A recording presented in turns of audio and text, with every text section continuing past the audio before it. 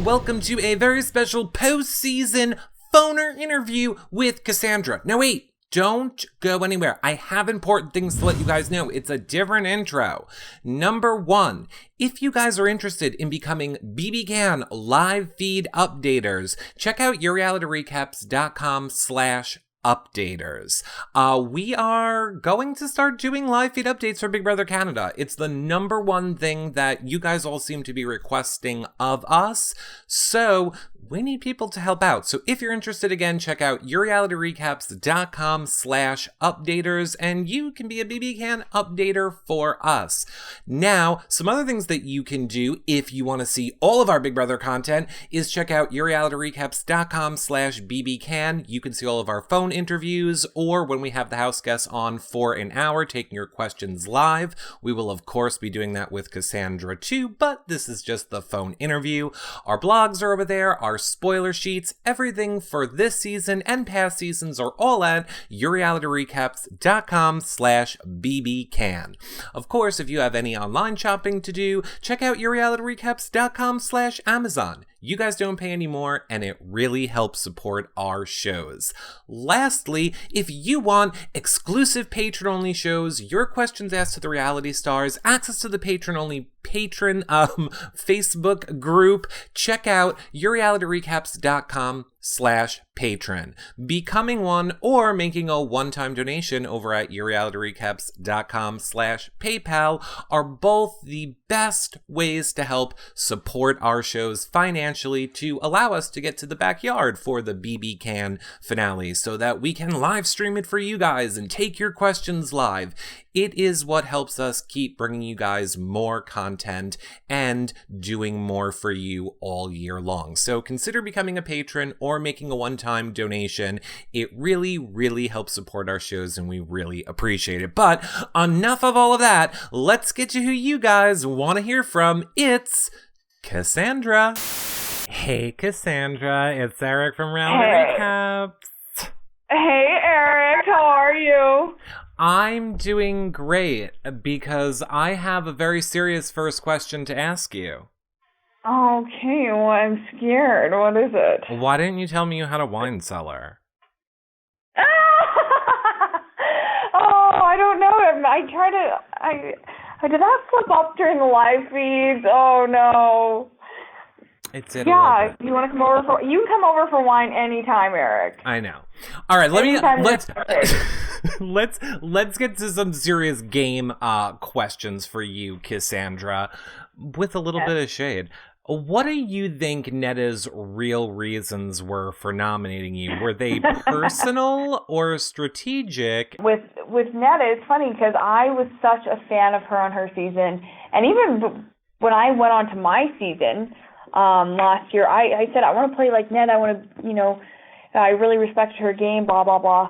So coming into this season, I really wanted to work with Netta. I tried to work with Netta. I tried to form a relationship with her, and she was not having it. She did not want to associate with me, and I knew I could feel that wall between us and that she wasn't wanting to work with me. And then right during that commotion, right before the first eviction, where the house was flipping, she was kind of going around apparently throwing my name out there and causing trouble for myself. And then Gary came up to me, and that's kind of one thing led to another. But maybe after that, we kind of talked it out, and I still wanted to work with her. But I knew if she ever got power, she was coming after me. And with that power that she had received, where she has immunity until jury, that put her in the most powerful position in the house. She can make any move right now with no instant repercussions or any instant backlash from the rest of the house, and she's sitting pretty until that immunity ends. And she wants to build her resume for if she gets to the end. So I see why she made the move, but do I think it's maybe a mix of both strategic and personal? Because for me, when I see a strong player, I want to work with them. I wanted to work with her and make her an ally, but I think she saw me as a threat and just wanted me out and didn't want to have any of that.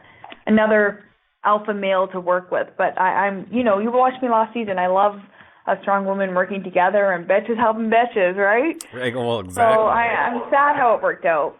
But Well, I know that you obviously haven't gotten to see anything yet, but what is your feelings on Ika and Gary? Because it kind of seems like, yes, they fought for you a little bit in the end, or Gary did, but they also were the catalyst that planted the seeds for your nomination.